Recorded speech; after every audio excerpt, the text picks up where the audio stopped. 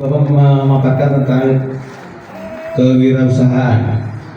Sepertinya tahun-tahun ini tuh di daerah kami itu di samping pengangguran yang lulusan SMA atau SMK itu banyak lansia lah seperti saya yang tidak bekerja atau sudah bukan pensiun, kalau pensiun dapat pensiunan ya, bukan PNS, dia bekerja di berhenti gitu. Itu contoh wirausahanya nanti seperti apa? Apakah dikasih modal atau yang sudah dagang misalkan mah tinggal nambah kan? Kalau yang lontang lantung seperti saya itu direkrut dulu, di training atau terus dikasih modal. Nah itu kendala banget Pak, karena rekan-rekan saya di sini banyak yang sudah bebannya banyak, punya istri dan anak dan sudah tidak bekerja gitu. Bekerja juga tidak akan diterima karena usia ya. Nah ya itu yang pertama. Yang kedua, memang tidak nyambung dengan acara ini, kata Pak RW mah ikan sepat, ikan kembung dan ikan lele, cepat dan tidak nyambung. Tapi mudah-mudahan walaupun itu tidak komisi Bapak bisa disampaikan. Revisi tentang data BLT Pak, selama ini kan BLT yang tahun lama, jangan kayak kami yang nganggur ini nggak tercatat, barangkali disampaikan gitu. Ya terima kasih, sebentar itu dulu Pak. Assalamualaikum warahmatullahi wabarakatuh. Penjelasan artinya, kalau masyarakat ingin berusaha, pemerintah itu menganggarkan bantuan keuangan, ya kan? Karena Perda ini Pak berlaku seluruh Jawa Barat. Bupati, wali kota itu harus menjalankan Perda ini. Jadi yang akan memfasilitasi itu bukan saja pemerintah provinsi Pak, termasuk Kota Cimahi. Karena dia tunduk kepada Perda ini, karena berlaku. Dia harus menjalankan, dia harus memberikan bantuan kepada masyarakat Jawa Barat yang ada di Cimahi. Itu tanggung jawabnya ada di wali kota. Tapi bukan artinya Jawa Barat tidak memberikan bantuan. Kami memberikan bantuan keuangan kepada pemerintah Cimahi. Jadi itu tuh jelaskan di pasal 36.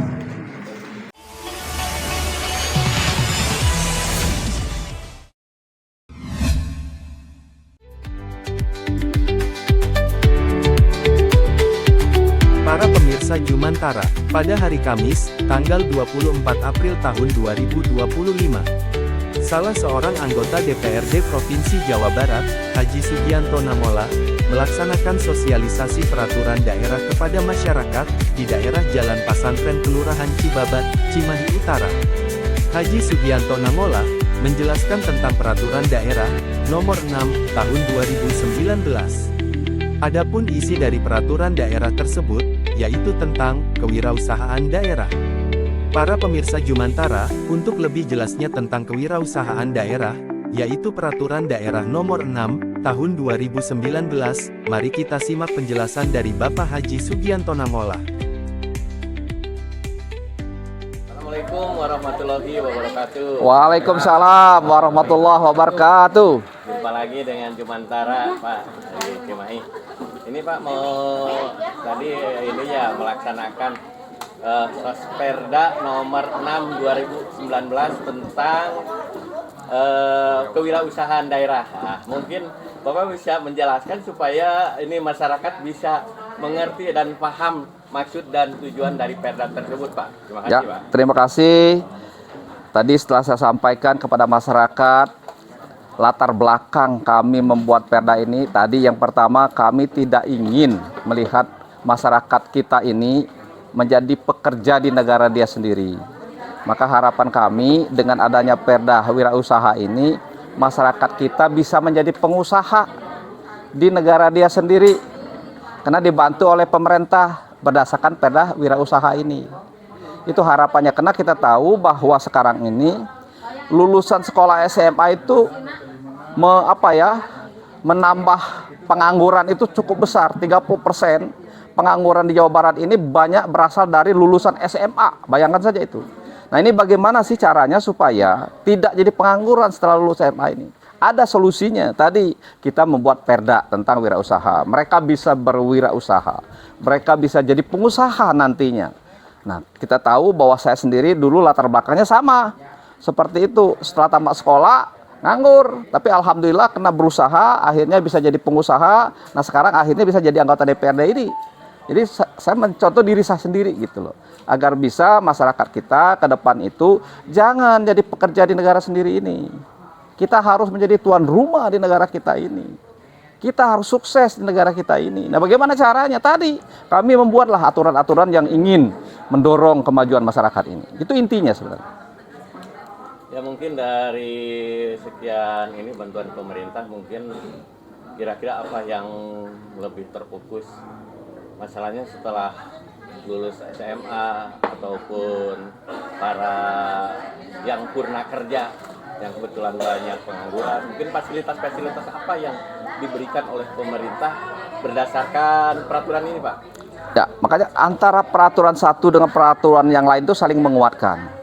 Bukan hanya diatur di Perda wirausaha ini bantuan pada masyarakat, banyak perda-perda lain juga yang memberikan bantuan.